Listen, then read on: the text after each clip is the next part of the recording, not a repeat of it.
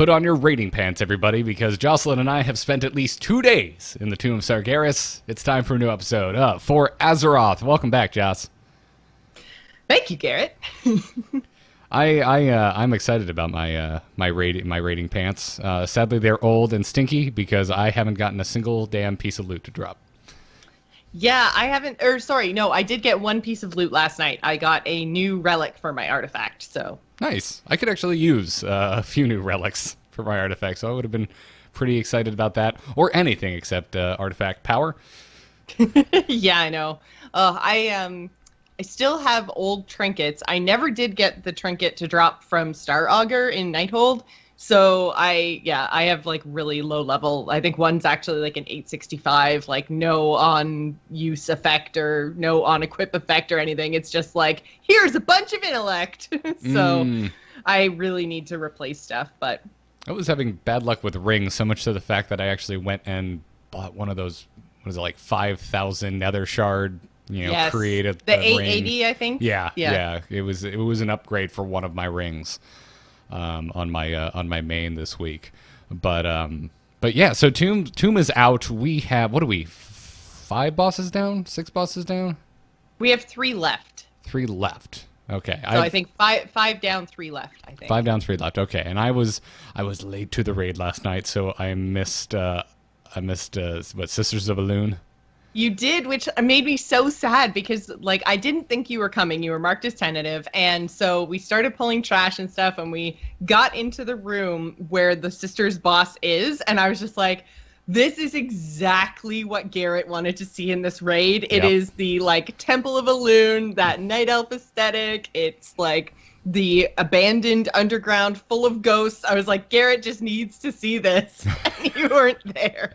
Yeah, luckily we died and wiped and had to do the long run back. So eventually I at least saw the room, and I have to say you read into the situation 100% correctly because I was floored. It was everything I was hoping to see from this raid. Overall, I have to say, Tomb of Sargeras is just incredible.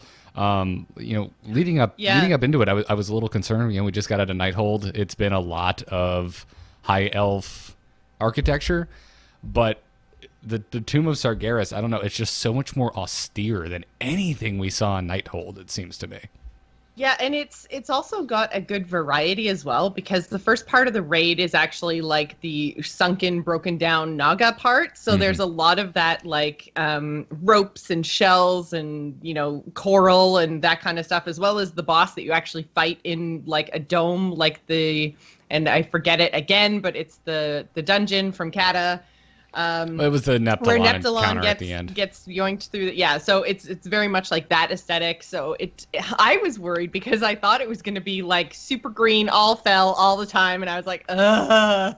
Yeah, no, it's not at all. It isn't. I'm getting like mad Black Temple flashbacks from this, which makes sense because that's the tier basic look that we're getting as we raid this. Black Temple had a very strong Naga motif early on as you go through it. Also a lot of fel as you battle your way through the courtyard, and also, the temple itself, because it's pretty much, its outland is all get out in there, which means green. Yeah. But at the same time, it feels very new. There's something they continue to impress me. I'm surprised by how the capabilities of the game of World of Warcraft graphically continue to impress me. I mean, we got to Maiden last night, died and never beat her, sadly. But I think she's actually my favorite fight so far. I think she agree. has a really cool, like, mechanic with the whole splitting the room between light and fel. Not to mention her design is awesome too, because she's got a very two-face thing going on where like half her face is like the light maiden and the other half is all fel corrupted and falling apart. Yeah, good stuff, man. She embraced the chaos, as the Joker once told Harvey Dent. But that room is insane. We've seen I've seen a million maidens in this game. I've seen a million Titan structural rooms in this game, and yet that room still looks new to me. It's like it seems familiar but looks new. They've really amped up the scale. The faces in the wall just look creepy and otherworldly and godlike, which they should because they're built by freaking gods. And this is man, I don't know. This is like, I'm never gonna play a freaking World of Warcraft PTR again, because walking in a tomb completely just unaware of what to expect, with the exception of the entryway, because you see it in the 5-man from a different perspective. God, it's just what I love from MMOs. Just seeing these massive worlds that are just constructed by a bunch of nerds in an art room. So I've really, like, just from an art aspect, absolutely floored. I've really enjoyed the boss fights so far. Me too. The one thing I will say is, I don't know. Yeah, you were there. It was the boss that Civ dropped for, the big, like, Naga Brute guy. They changed his animation from the PTR of the stuff he puts on the floor, and I find it so hard to see now. It's like, so on the PTR, it looked very much like a puddle of ice, and they turned it into a puddle of, like, green water on kind of a gray-green floor. Right. And it's got this, like, weird wave animation on it that makes it look like it's moving when it's not moving, and one of the boss mechanics is he sucks in the puddles like Nathendra did. Mm-hmm. So I was just like, I was calling things. I was like, okay, the puddles are moving. Shit, no, they're not moving. Okay, they're going. No, they're not going. I'm right there with you. Oh my God, this is so chaotic and stupid. Just make it the ice puddles, because it's even, like, I think his debuffs are, like, wet and icy and stuff like that. Like, it makes sense for it to be ice. But they changed the texture, and I was like, oh no. Yeah, even when I wasn't listening to you, like, I was. Yeah, don't listen to me. The first go through of any raid, I'm an idiot. I found myself, like most melee DPS, kind of trying to min-max the available foot room that you possibly can. So I would be standing, like, right on the edge of these circles, because they're circles, they're perfect circles. Yeah. Even though they have kind of a hazy outline because of the water effect that's on them. And then I found myself thinking that they were coming towards me, like you said, because of the animation, and I would be, like, sidestepping slightly in between my auto attacks to try and get out of what I thought was a circle slowly creeping towards me, because it's my first time seeing the damn encounter. Mm-hmm. And it turns out, no, they're not moving, and they just look like they're moving, and they're also a very similar color to the floor. Yeah, that was the one thing that really stood out to me in all of Tomb so far, where I was just like, why did they do that? And then to find out that it was different on the PTR and they changed it. Now I'm just like, wait, but why? Yeah, I think the high contrast was just so much nicer. But I agree. Other than that, like, tiny small little nit, and even then that wasn't what caused any wipes. I'm really enjoying all of the fights and all of the mechanics. We so far, I guess, like I said, we've seen 5 bosses, or defeated 5 bosses. We've seen 6. And I've really enjoyed each one that we've done. I can't remember one where I was just like, oh, this is really, really stupid. Unlike Botanist in Nighthold. Like, if I never do that fight ever again, I'll be a happy, happy woman. I liked Botanist, but I was melee, so it was actually pretty easy. Yeah. So yeah, in general, I think this is a really, really... Civ, our raid leader in chat, is telling us that we killed 6, so... Sorry, I couldn't remember how many bosses there were. I know we have 3 left. We have Maiden, Avatar, and Kil'jaedan. So, and I think we'll get Maiden. I think it's just, it's such a different new mechanic. So basically you get a debuff on you and you have to jump in a hole, and when the debuff expires, it shoots you upwards. So the idea is, if you jump back in with a second left on your debuff before it expires, then you'll kind of jump into the hole and pop back out and continue the fight. But if you go too early, then you don't pop up high enough, and then you get sucked down into the pit. So right, which on normal, that's a dance. Like, that's something you have to get used to. I mean, on normal, you really have to panic and jump really freaking early. Yeah, because you have a slow fall mechanic. It did seem like there was a bug though, where if you walked off the edge as opposed to jumped off, you had like a coin flip chance to just fall to your death and kind of negate the bomb's disengage like effect. Yeah, you did have to actually do the jump. Yeah, which was weird, because I was just walking off the whole time, and then one time I walked off, my bomb hit was at 2 seconds left, and I just fell down the coolest Titan hole ever, by the way. That thing goes on forever. Like, I literally thought it was a bottomless pit until all of a sudden my body hit the bottom. And I was like, whoa, man, that was like a minute fall. I'm sure folks who have either moved beyond Maiden or spoiled the raid for themselves know that I'm sure that's where we go after we defeat Maiden, because there's no way they would render all of that if you're not going to go down it. Yeah. So, yeah, but it's familiar and it's different at the same time. The jumping into the pit and then bouncing back out of it, that's very new. The fell versus holy and you can't stand near each other, that's negative and positive from Thaddeus in Next Ramus, like 100%, which is like takes me back to Lich King, and I'm sure takes a very very few badasses of you back to vanilla. But yeah, I remember we walked into the room and they were explaining the mechanics, and I'm just like, oh, Thaddeus, cool, I got this. Don't stand next to people with the other buff or debuff. Yeah, debuff. Yeah, and so I think that we kind of had a bit of an issue with that, because then she swaps or potentially swaps. She recasts her ability that randomly assigns your debuff. Mm-hmm. So sometimes you have to stay on the same side. Sometimes you get the opposite and you have to switch. And then people were switching and bumping into each other and debuffing the crap out of each other, and bombs are going off. It's a really fun and interesting fight, and like I said, I think it's my favorite so far, because it feels like if everyone pays attention, understands the fight, and moves their feet properly, like, we're gonna be able to get it down pretty easily. Yeah, because the understanding of the fight and the moving your feet properly is quite complicated because of all the different movements involved. Because she also flips all the way 180 degrees to the other side of the room and starts throwing balls at you that you have to catch if they're your color. So it's cool, it's fun. Yeah. But like you can mess it up, get the wrong color, and do a whole bunch of damage. So. Well, the thing cool, man. I think my favorite kind of anecdote we have from the week of raiding was last night going into the Desolate Host, and even our great leader Civ going. Sorry guys, I didn't watch the video this time, and I could just hear the guilt in his voice, because he's always prepared, always just ready to go and lead and tell us to stop slacking off and do things right. And then we're all sitting there.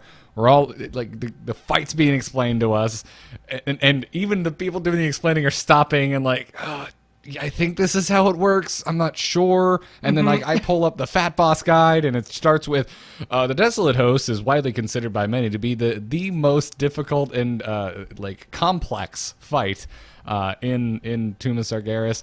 And we're all sitting there like, well, it's about time for break. Let's just pull, see the fight. We'll wipe. We'll all watch the video, and we'll come back. And we end up one-shotting the Desolate Host. Yep. And apparently we were worrying about some of the, I think, heroic mechanics that we didn't need to worry about. Turned out to be a little more straightforward than we thought. And then we move on to Maiden, who everyone's like, oh, Thaddeus, and just jump in the hole. Don't mix, don't cross the streams. You're good to go. This is super simple, really easy to understand. I understood it immediately, and then it's just hard as hell. Like, it's so punishing. It's very simple mechanics, but if you do one thing, just one thing a little bit wrong, you're all going to die. Exactly. Well, it's like, because if you don't drop the bomb into the pit, then like you can basically wipe the raid. Yeah. So it's like one person not doing their bomb properly can just totally wipe the raid. So we were just like, man, oh man. Like you said, everything is really simple but punishing. So I think those are kind of my favorite fights, the ones that, you know, have a few mechanics, and if you execute them properly, then you're going to beat the boss. But if you have like one toe out of line, you're going to wipe the whole raid. I love that like hairline between like success and failure. So much more than just like, we're going to throw every mechanic we can think of at you. And they're not really punishing. They're just annoying and visually distracting and here. I like a good mix of both, and we're getting a good mix of both. So I'm really enjoying Tomb so far. I think this is definitely my favorite raid of the expansion. Yeah, I'm cautiously optimistic, because I said that about Nighthold, and then I got burnt out on Nighthold pretty, not necessarily quickly, but I was ready for new content. So I'm cautiously optimistic about Tomb, but I think they're also doing a really good job of like timing of things, because it was the last kind of 2-ish weeks of raiding Nighthold where I was like, okay, I'm really done with this content, and having that feeling for 2 weeks is so much better than having that feeling for months on end. Yeah. So I think, they're doing a really good job with the kind of pacing of their content releases. Speaking of content releases, I finished the Deaths of Chromie scenario. I saved Chromie. There's no bonus for saving her under the 15 minutes without using any borrowed time. And exactly what I was worried was going to happen happened. I got, I think, up to the second last trait. Everything was stupid easy. And I was like, ugh. So I did it once and I've never gone back. And it's just for fun. It's a little bit frustrating. Just enjoy it, damn it. So anyways, I've saved Chromie. You guys can all stop running the scenario. Don't worry, I did it. So... but you didn't save Chromie in my schism of a timeline, Jocelyn. There you go. I subscribe to Back to the Future time travel, where you've got the branching paths, and every time you change something, it just creates an alternate universe. It's, if you watch Community, it's the Dice episode. It's the Dice episode. No, I like it. I like it a lot. I feel like there was one more thing that I wanted to... the Midsummer Fire Festival is happening right now, and they've added a new pet, and they've added new bonfires in Draenor and the Broken Isles. So if you guys are into holidays, then Midsummer is happening right now. So nice. I took a break from my Warlock, because as I think I mentioned last week, I'm getting a little burnt out on Frost Decay rotation. Yes, it does not agree with me. I do not like it. I really don't. When I made the switch to Frost, Breath of Sargeras was not the popular build. It was not considered the best build to go, and now it is just considered the only build you should do. And I just don't like Breath of Sargeras. It's all this wind up, and then you just have to splah. Out goes Breath of Sargeras, and you just have to sit there like a manic child with too many pixie sticks and Red Bulls in their system and pray to God you don't let your runic power drop too low. And I just sit there sweating, and I hate it. I hate every second of it. So I took a break from my Warlock leveling, and I was like, let me just go back and try the Ret Pally. Who knows? Maybe I'll really like it. But then I fired it up and realized, wow, I really abandoned this tune fresh into 100, because I believe my old rating main, which was my Paladin, was sitting at an average item level of 760 at 110. Dude, yeah, that's fresh 100. Yeah. That's did you even unlock Suramar? Yeah, I had just unlocked it, realized I was bored with Ret and wanted to do something different, and that's when I made the switch to Death Knight. But I went from 760 average to I'm to just below 850 average in a day. Wow. Yeah. So those catch-up mechanics are real. yeah. One day of hanging out on the Broken Shore, just doing the dailies. I think maybe 2 days. I think I really needed that trinket. I couldn't get a trinket to drop, and then once I got that, it kind of helped me a bit. So, still doing significantly less damage than my DK. So don't expect me to show up on a shiny new Ret Pally anytime soon. But we actually have a really good Ret Pally in our raid, so I'm sure if you go and throw some questions in the Discord, he'll be able to help you out. Because, I haven't touched Ret in a really long time. Once I realized that I could just stay in Holy Spec and just do my shock rotation and do more damage than I was doing on my Ret Pally, I was like, well, I guess I'll just do this if I need to switch to damage, air quotes. Yeah. So the rotation for Ret is a lot more, I don't know, non-anxiety creating.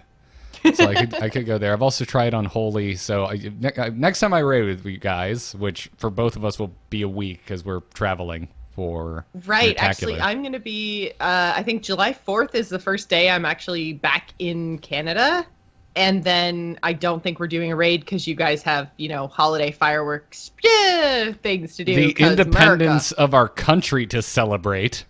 Exactly. So I don't think we're raiding that night. So it'll actually be 2 weeks before I get to raid again. Yeah, actually. Yeah, unless we're doing something that's Sunday following the 4th. I don't know. But next time I raid with you guys, I think I might give Unholy a swing. See how that goes. Because I kind of like running around with an Abomination. It's fun. I like it. They're weird and creepy and gross. So, but that is true. Yeah, so that's one more quick piece of news before we move on to lore. BlizzCon tickets are going on sale again next week, which is awesome. So they opened up a new block of tickets because, and I think we're going to talk about this on Angry Chicken later, but apparently the convention center is undergoing renovations. So the hall's going to be bigger, so they're putting out more tickets. Yeah, there's just straight up like new construction, not just like fixing up what's already there. They're adding a new wing to the Anaheim Convention Center, which excites me. I think Mike Morhaime alluded to it last year. He was joking either in his opening statements that they're building a new wing and we'll take that one too. Yes. And I forgot about that, and I don't know, maybe I just thought he was joking. But when they announced that more tickets were coming out, my initial thought was, oh God, don't tell me they're going to cram thousands of more people into the same amount of space. But then I heard that they're opening a new wing, and that's totally fine. Cool. Let more people in as long as there's room for it. Yeah, I think they were probably waiting to see if the renovations would actually be complete on time, and it seems like they're on board. So it's, more BlizzCon tickets on sale. So if you guys missed out the first time, then make sure that you are ready with your F5 buttons clicking and go in there and get those tickets. So I'm excited. More people at BlizzCon is a great thing. I just hope that maybe this means that we'll get more days.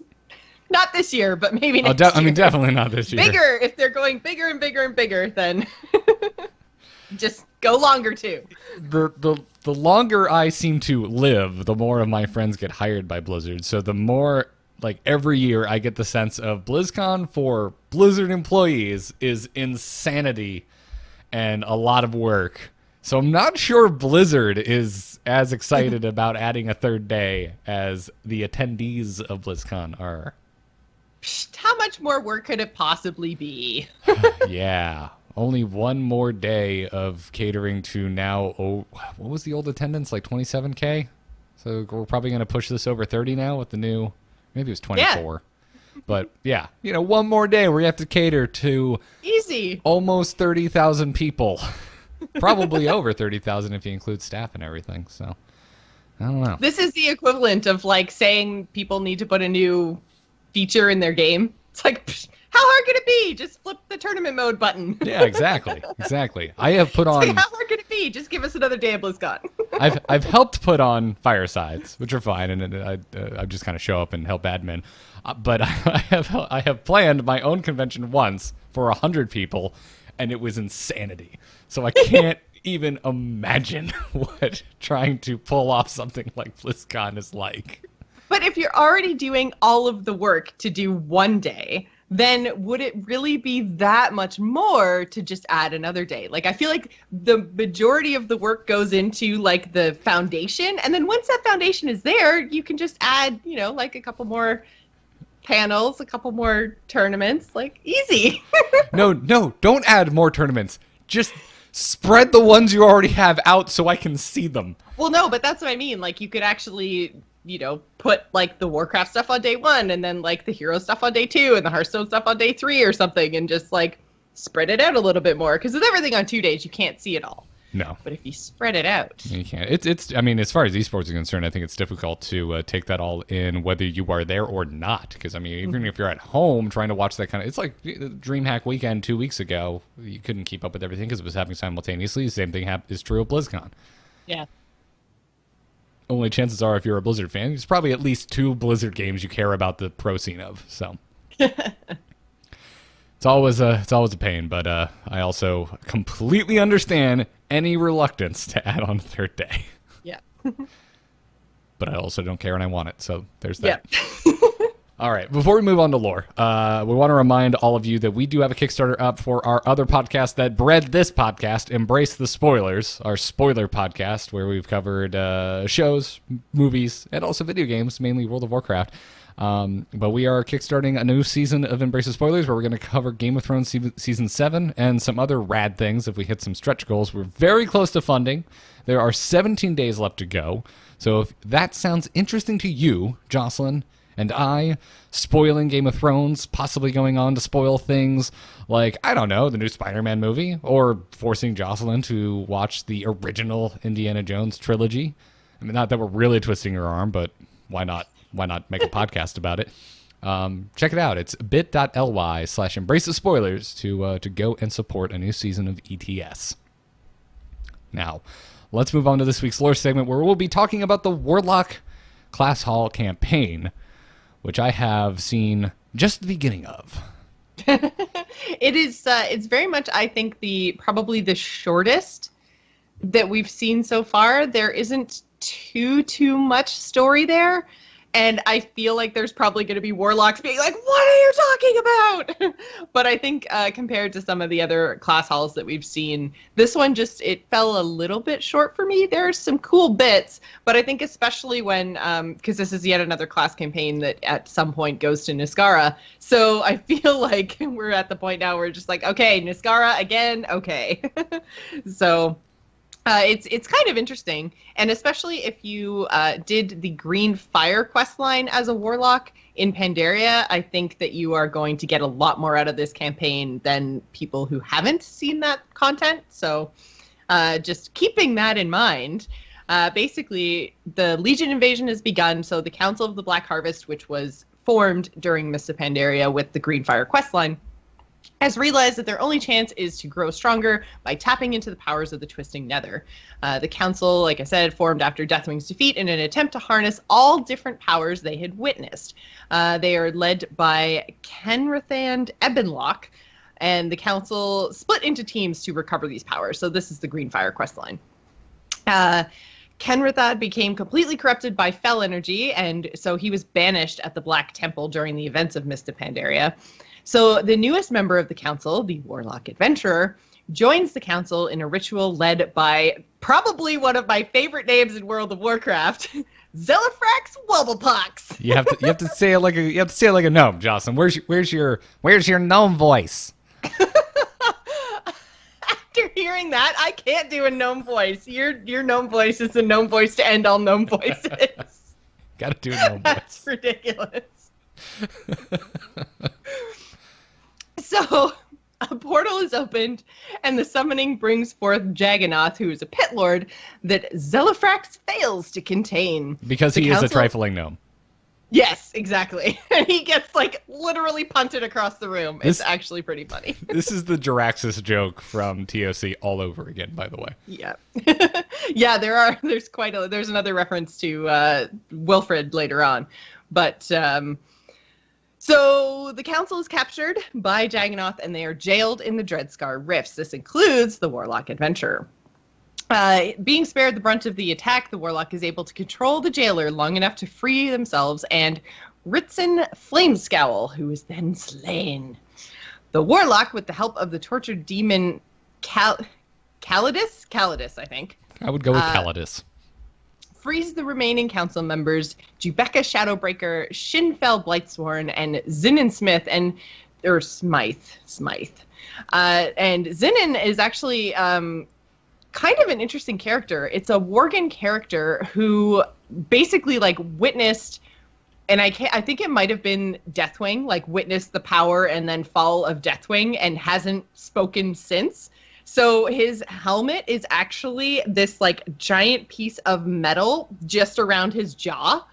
And it's such a cool character design. When I saw this guy, I was like, damn, Warcraft. That's pretty cool design and awesome backstory. The rest of his armor is just Putris's set, which I believe was the tier from ICC for Warlocks, if I'm remembering correctly. So Shinfell wishes to enslave the Pit Lord, but Zinnin is against the idea. Basically against the idea by going, and expressing his displeasure. So basically wants to focus on just escaping over, going for the extra power. So the Warlocks make their way to the Dreadscar Rift archives. I kept writing scale in the notes. I don't know why I kept thinking it was Dreadscale, but Dreadscar archives, where they gain access to many Legion tomes. Jagannath then appears, hurling Shinfell across the room, infuriated at the Warlocks and their gall for going after his tomes. The group flees the Pit Lord, who throws Fellfire at them as they go. So one by one, the Warlocks fall, leaving only the Adventurer to make it through the portal back to Azeroth and close the portal behind them, leaving without the Council.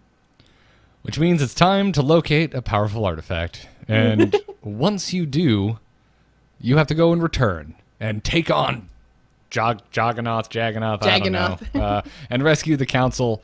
But you're too late by the time you get there. The council has been moved. They are now in the hands of Jagganoth's lord, Mephistroth. You might remember him. With the power of the new weapon, the Warlock is then able to defeat Jagganoth and claims his heart to become a lord of the Dreadstar, or Dreadscale, because we're going to mess this name up for this entire bit. Dread something, you know. Mephistroth then appears, warns the Warlock that the fight is far from over, because of course it is. We're just getting started.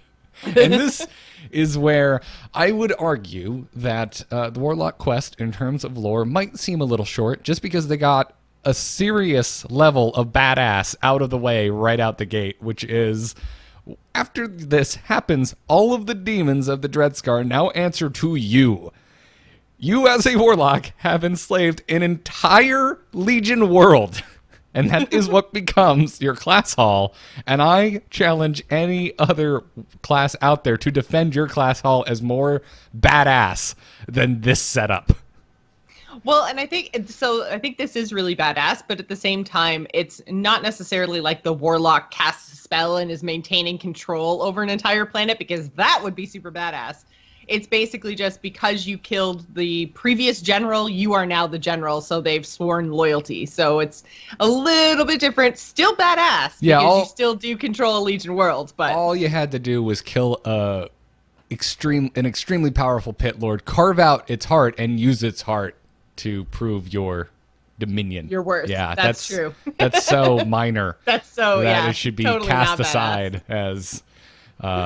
yeah, no, you're crazy, and I clearly disagree with you. Anyway, the Warlock then finds the body of Ritson Flamescowl and resurrects him to help with locating Mephistroth and the rest of the council. Since when can Warlocks resurrect, is my question here. Soulstones. Maybe I just get soulstoned a lot because I'm a healer, so I get soulstoned and then I res after we wipe, and then I res everybody else. But Jocelyn, you have to be soulstoned before you die. Yes. So there you go.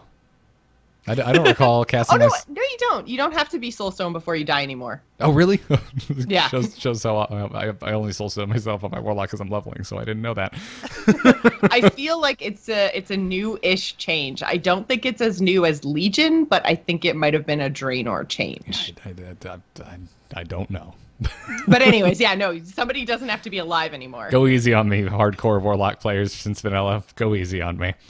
Anyway, the Warlock Order discovers a tome in the demonic archives that details how to create a gateway to any Legion world as long as the creator knows where to direct said gateway.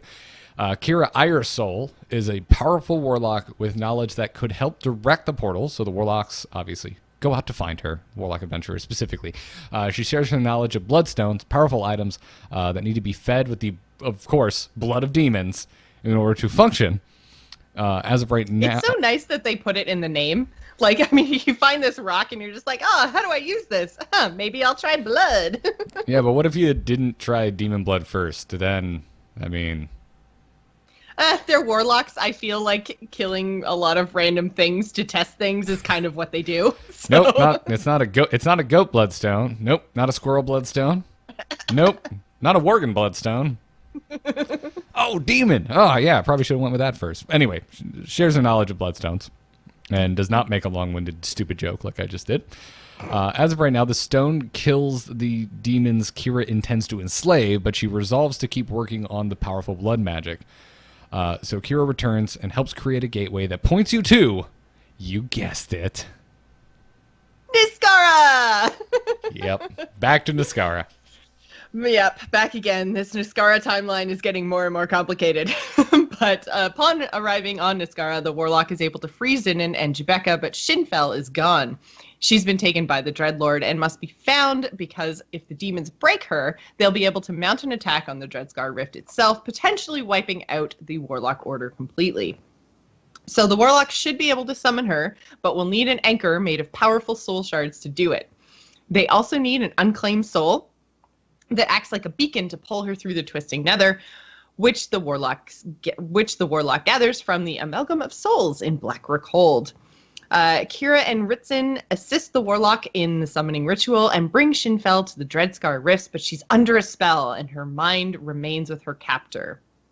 The Warlock then travels to Bradensbrook to seek the aid of a powerful alchemist to try and break the curse. According to him, the curse will get worse over time, ending in death unless the caster of the curse ends it. And I believe he calls it the Doom Curse, which has previously been called the Bane of Doom, which made me get all kinds of, like, Hearthstone squeeze. So the alchemist is able to brew a potion to weaken the curse and slow its progression, but it cannot actually be cured. Right, which brings us back to Shinfel, who is able to name those responsible for this. Lady Sacrolash and her twin sisters, and her twin sister, Alethus, just one sister. Yeah. They are assisting Mephistroth, who is building an army to attack the rift and steal the Fellblood altar. If the twins can be summoned and controlled, though, it should rid Shinfel of her curse, as well as weaken Mephistroth's forces. Kira recommends using the Bloodstone on the weakened sisters in order to control them. So good thing you've been working on figuring those things out. Yeah, and I mean, it kind of breaks down to either you're going to control them or kill them. Either way, it's probably better than them killing one of your Warlock buddies. Right. So the power to control demons comes from the Bloodstone consuming a corrupted heart, making Cordana Fellsong the perfect target. So this sends another Class Hall campaign after Cordana. With her heart... She's been quite picked apart at this point, too. I think at some points you have to take her eye as maybe a warrior, and then, there's 3 or 4, like, body parts of Cordana that get ripped out of her by different classes. In a serious RP fashion, I love the idea of, I don't know, like, having a meeting at a tavern at Dalaran, all the different classes that need something from Cordana, and that's how they kind of join together. Like, okay, we're going as a group. You got a Warlock in tow, and who did we cover last week? Because I also had to kill Cordana. Warrior. Yeah. Get a warrior, and you all head out, and that just seems really like RP and cool to me. Like everyone's sitting around talking about it. It's Cordana's time. We have a fellowship. Let's go. We need her body parts. Well, and then in a very hilarious and humorous RP fashion, I love the idea of you finally down here, and then everyone going over and like, all right, I call her eye. The eye is mine. I'll take her heart. Okay, of course you are, because you're a warlock. Of course you need her heart. Moving on, and that's the humorous bend that I really enjoy about this. But anyway, someone please draw that. Or maybe don't. Not sure I need to see that. Anyway, with Cordana's heart fed to the stone, the Order then searches for a powerful ally in the Broken Isles, as the last demonic summoning did not go so well. They end up finding Lulabelle Fizzlebang, because gnome names are the best, in Stormheim. Sister of Wilfred Fizzlebang, who you may have remembered trifled with Lord Jaraxxus. Because of this, Lulabelle is blamed for all summonings gone wrong, so she and the Warlock set out to clear her name. With her accuser defeated, Lulabelle is proven innocent and can now focus on battling the Legion. With her new champions and the empowered Bloodstone, the Warlocks begin summoning the sisters on the edge of the Dreadscar Rift. After the combined might of the Council is put to the test, they are able to weaken the sisters enough to control them. So, however, the Council needs a 6th member, so the player here gets to choose between Kira and Lulabelle for the final spot. The Council vows to unlock the secrets of the Burning Legion, and the Warlock is named Netherlord for their ability to bend demons to their will, and also their prowess at cutting out hearts. That too, yeah. There's a lot of heart cutting going on. Should have gotten like a title like I don't know, Heartbreaker or something. That would be so good. Heart Ripper. Yeah. I mean, I don't know about you guys. I think I'll definitely be going with Lulabelle when I get to this choice on my Warlock. Yeah. Which I felt kind of bad because Lulabelle, she joins the story so late. She basically just comes to help with the summoning and the final defeat of the sisters. Kira's been there the whole time. You wouldn't have been able to summon Shinfel back. You wouldn't have been able to create all of these different portals, these different places. And then you're just kind of like, screw you, Kira. Going with the gnome. Yeah. It's funny. It's funny that you decided to do the Warlock this week, because the Council of the Black Harvest, you deal with them as an unholy Death Knight as well. I just, because I thought I might be switching to Unholy, I went and did my quest to unlock my extra artifact talents. Oh, cool. And you go and you deal with, what was his name? Ritson Flamescowl, the orc. He comes out and he's like, hey, we need one of our dudes got lost in the nether. We need to go find him. I forget who. It's one of the female undead warlocks. Jebecca, maybe? Maybe. I honestly forget. I think she was an undead warlock. I forget the name. Maybe, chat room, if you played a Unholy Death Knight, you might be able to help me here. But I thought that was really cool because I've literally just started this on my warlock, so I've learned about the Council of the Black Harvest and all that, and then I went and was playing on my my Death Knight, and I was like, oh damn, I just resurrected your dead butt. Yeah, and he has a really cool model too, because he's kind of got like fell flame all around his head. So he doesn't necessarily have a helm. I guess he kind of has a high collar and then just fell flame. He looks really cool. Yeah. He does have a very cool model. Is it fell flame? I'm looking him up right now. For some reason, I thought it was red fire. Oh, it is fell flame. Yeah, you're right. Yeah, I'm pretty sure his robe is red. Yeah. Yeah, that is pretty sweet. I love warlocks have some of the coolest damn armor in the game. Mm-hmm. It's pretty sweet. But this again, even though Niskara once again reused here, some just really cool stuff, and it's interesting to see how much they can differentiate the class hall campaigns from one another. Well, yeah, they do still feel very, very true to the nature of each of the classes. So I think they've done a good job. We have, I think, 3 more classes to cover. We still have to do druids, hunters, and I feel like there's one more, but I can't remember off the top of my head. And I've done the hunter class campaign, and I've started the druid class campaign, and the druid one deals with the Emerald Nightmare. So, and the hunter one deals with like the Houndmaster from the War of the Ancients. So they, again, feel very true to what the class fantasy should be.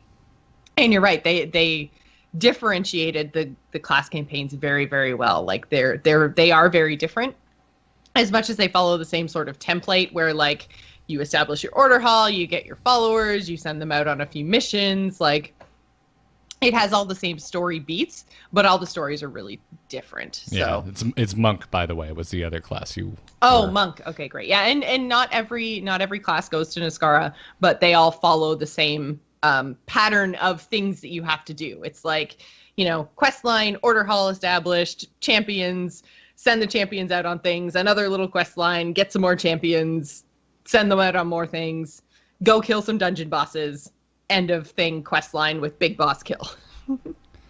Yes, absolutely. Which is all. But even though they're all the same like that, they do feel very different. Yeah, absolutely. It's so warlocky. You get to go hang out basically on another planet for your frickin' class hall. Like, how cool is that?